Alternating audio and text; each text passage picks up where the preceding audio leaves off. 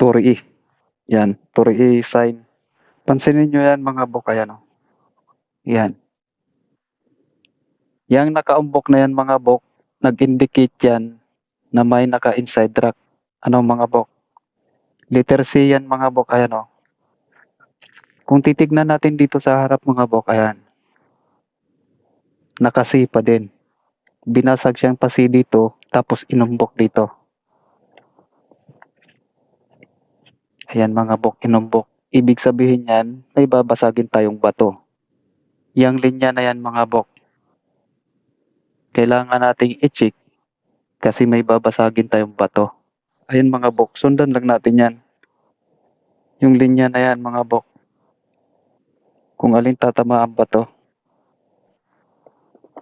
So madalas sa marka na to mga bok, ayan o.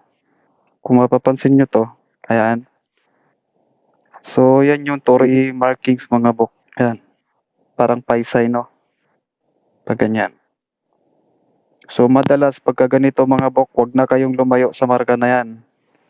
Dahil yan, kadalasan ng marka na to, nasa loob lang ng bato. Lapit lang, wag na kayong lumayo.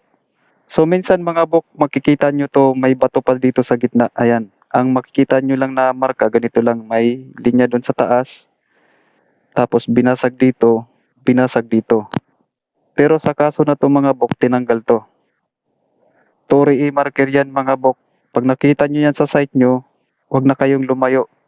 At madalas mga bok, ang pointer ng Turi E marker na to, yung ano na yan, kadalasan yan mga bok, sa ganitong marka na nakahiga. Tandaan nyo tong Turi E marker mga bok, ayan, Turi E markings. Kasi minsan crack lang yung nakikita nyo dito sa bato, na ganito ding itsura mga bok. Yan, may dalawang ganyan. Parang pie sign ba? No? Madalas ang pointer niyan mga bok, ito. Ang madalas na pointer ng Turi markings na ganito nakahiga, nasa flooring.